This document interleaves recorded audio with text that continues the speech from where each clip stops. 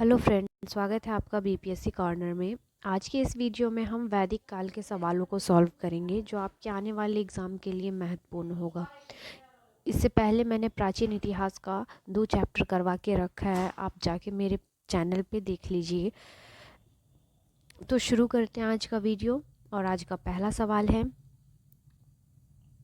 आर्य शब्द इंगित करता है ऑप्शन ए निर्जातीय समूह को, बी यायावरी जन को, सी भाषा समूह को, या डी श्रेष्ठ वंश को। तो इसका सही जवाब होगा आर्य शब्द श्रेष्ठ वंश को इंगित करता है। आर्य संस्कृत भाषा का शब्द है जिसका शाब्दिक अर्थ होता है श्रेष्ठ या कुलीन। आगे देख लेते हैं हम। अगला सवाल है, क्लासिक संस्कृति में आर्य शब्द का अर्थ है ऑप्शन ए ईश्वर में विश्वासी, बी एक वंशानुगत जाति, सी किसी विशेष धर्म में विश्वास रखने वाला, या डी एक उत्तम व्यक्ति। तो इसका सही जवाब होगा आर्य शब्द का अर्थ होता है एक उत्तम व्यक्ति। अगला सवाल है, सबसे पुराना वेद कौन सा है option A Yajurveda, B Rigveda, C Samaveda, या डी अथर्ववेद। तो भारतीय साहित्य में वेद के कुल 4 वेद होते हैं और सबसे पुराना वेद ऋग्वेद को माना गया है। आगे देख लेते हैं हम अगले सवाल को। त्रयी नाम है, त्रयी ऑप्शंस है 3 वेदों का, बी धर्म संघ व युद्ध का, सी हिंदू धर्म के 3 देवताओं का, या डी 3 मौसमों का। तो इसका सही जवाब होगा त्रयी 3 वेदों का नाम है। ऑप्शन ए इसका सही जवाब होगा। ऋग्वेद, यजुर्वेद तथा सामवेद को त्रयी कहा जाता है। आगे देखते हैं हम अगले सवाल को। किस वैदिक ग्रंथ में वर्ण शब्द का सर्वप्रथम नाम उल्लेख मिलता है option A Rigveda, B Atharvaveda, C Samaveda, या डी यजुर्वेद। तो वर्ण शब्द का सर्वप्रथम नाम ऋग्वेद में हमें मिलता है। ऑप्शन ए इसका सही जवाब होगा। अगला सवाल है, वर्ण व्यवस्था से संबंधित पुरुष सूक्त मूलतः पाया गया है option A Atharvaveda, B Samaveda, C Rigveda, या डी मनुस्मृति। तो पुरुष सूक्त मूलतः ऋग्वेद में पाया गया है। ऑप्शन सी इसका सही जवाब होगा। आगे देखते हैं हम, किस वेद में एक जादुई माया और वशीकरण का वर्णन मिलता है। जादुई माया व वशीकरण। Option A Rigveda, B Yajurveda, C Atharvaveda, या डी सामवेद।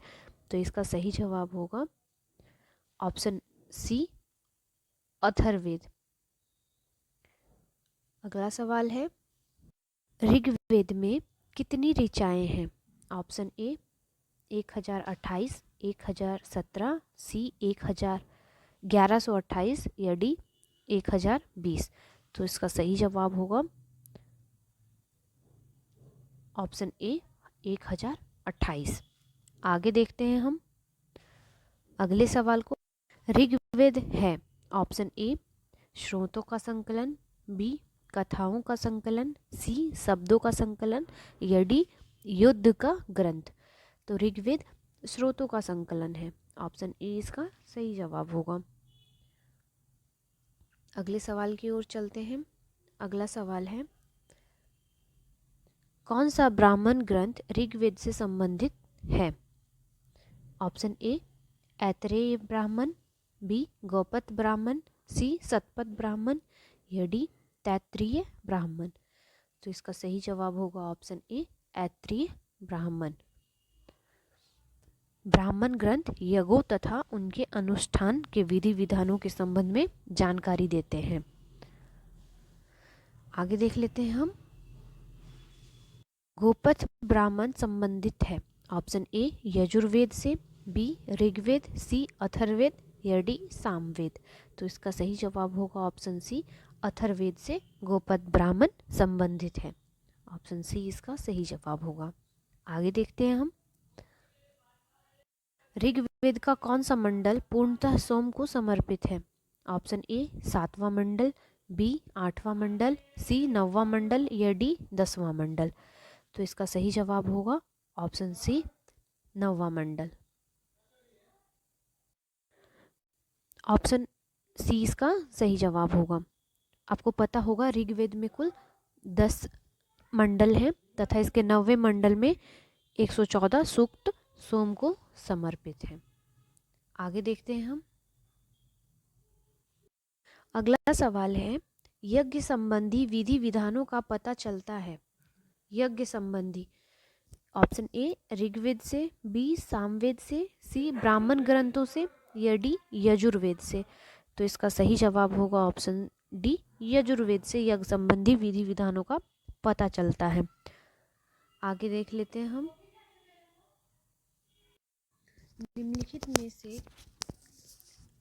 निम्नलिखित में से किसका संकलन ऋग्वेद पर आधारित है? Option A Yajurveda, B Samaveda, C Atharvaveda या डी उपयुक्त में से कोई नहीं। तो इसका सही जवाब होगा ऋग्वेद का संकलन यजुर्वेद से आधारित है। ऑप्शन बी सामवेद से संकलन आधारित है। ऑप्शन बी इसका सही जवाब होगा। आगे देखते हैं हम। उपनिषद पुस्तक है। ऑप्शन ए धर्म पर, बी योग्य पर, सी विधि पर या डी दर्शन पर।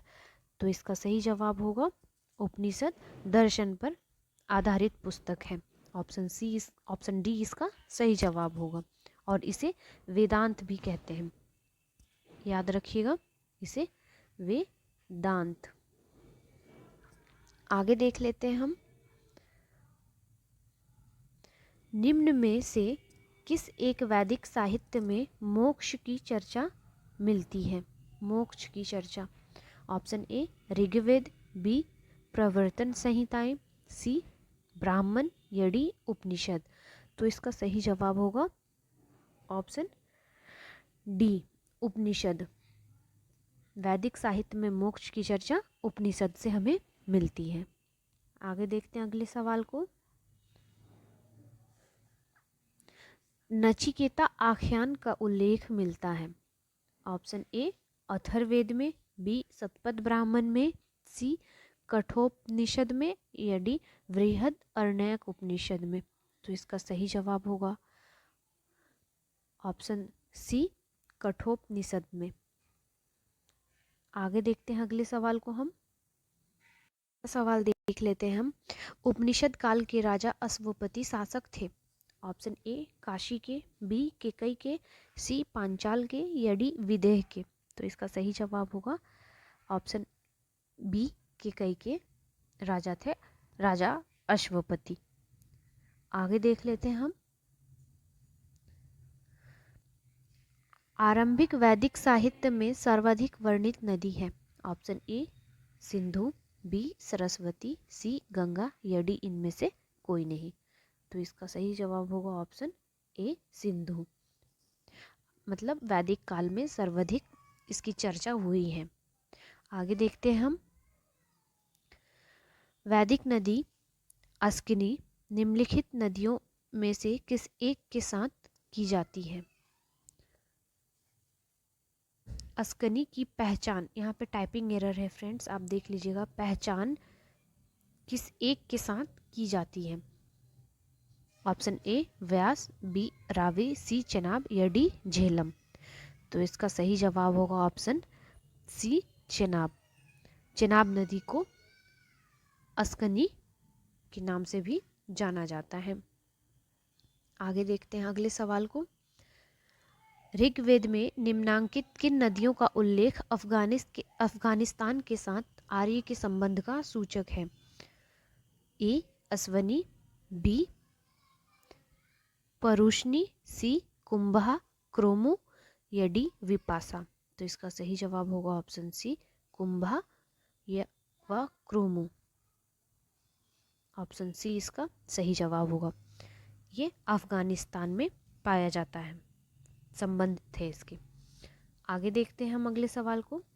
निम्नलिखित में कौन सी प्रथा चतुष्टय वेदोत्तर काल में प्रचलित हुई? ये मोस्ट वीवीआई क्वेश्चन है।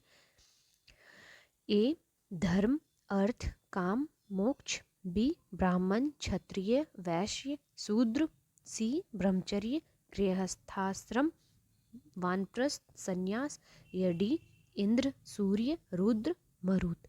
तो इसका सही जवाब होगा ऑप्शन सी ब्रह्मचर्य, गृहस्थाश्रम, वानप्रस्थ और संन्यास।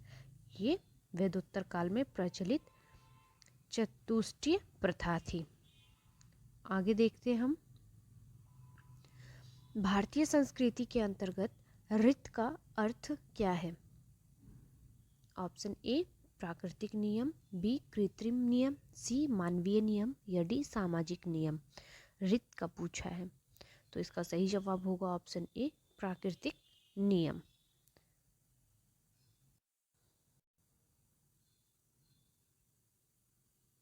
फ्रेंड्स, ये वैदिक काल के कुछ इम्पॉर्टेंट क्वेश्चंस थे जो आपके आने वाले किसी भी एग्ज़ाम के लिए इम्पॉर्टेंट है। तो अगर मेरा वीडियो आपको पसंद आता है तो प्लीज़ मेरे चैनल को सपोर्ट करने के लिए लाइक, शेयर और सब्सक्राइब कीजिएगा। Thank you.